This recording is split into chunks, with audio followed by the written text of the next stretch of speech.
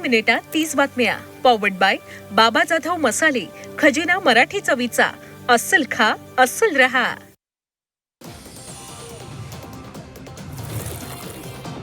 पंतप्रधान मोदी इस्रायलमध्ये दाखल झालेले आहेत. मोदी 2 दिवसांच्या दौऱ्यावर असणार आहेत. AI आधारित ड्रोन तंत्रज्ञानावर महत्त्वाची चर्चा होणार आहे.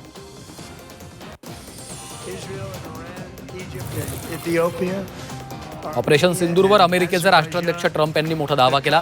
जर आपण हस्तक्षेप केला नसता तर पाकिस्तानचे पंतप्रधानांचा मृत्यू झाला असता. 10 महिन्यात 8 युद्ध संपवली असा दावा देखील ट्रम्प यांनी केला.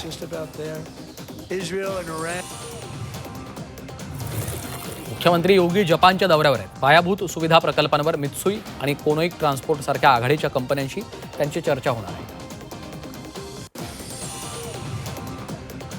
यूपीमधील बसपा आमदार उमाशंकर सिंग यांच्या घरावर आयकर विभागानं छापा टाकला.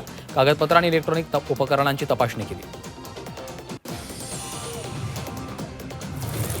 NCERT पुस्तकातील न्यायव्यवस्थेतील भ्रष्टाचाराशी संबंधित प्रकरणावर सरन्यायाधीशांनी नाराजी व्यक्त केली आहे. न्यायव्यवस्थेला बदनाम करण्याची कुणालाही परवानगी दिली जाणार नाही. हे एक सुनियोजित पाऊल असल्याचं दिसत असल्याचं त्यांनी म्हटलंय.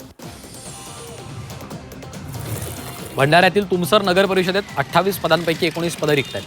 गेल्या 2 ते 3 वर्षांपासून ही पदं रिक्त आहेत. रिक्त पदांमुळे शहराचा कारभार कसा चालणार असा प्रश्न उपस्थित होतो.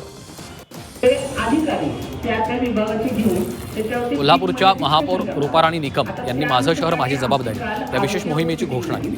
27 फेब्रुवारीला सकाळी 7 वाजल्यापासून शहरात ही मोहीम राबवली जाणार असून शहरातले मुख्य रस्ते आणि फुटपाथवरील स्वच्छता तसंच अतिक्रमण देखील हटवलं जाणार आहे. संभाजीनगरात स्थायी समिती आणि विविध समित्यांच्या सदस्यांची नावं 5 मार्चला निश्चित होणार आहेत. त्यासाठी उद्या सकाळी 11:30 वाजता विशेष सभेचं आयोजन केलं. यावेळी नावांसंदर्भात चर्चा केली जाणार आहे.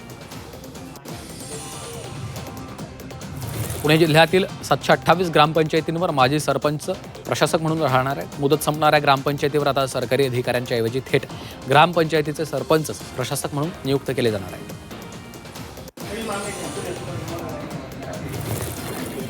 गोंदियामध्ये योजना जनकल्याण मल्टीमीडिया आणि छायाचित्र प्रदर्शनाचं आयोजन करण्यात आलेलं आहे.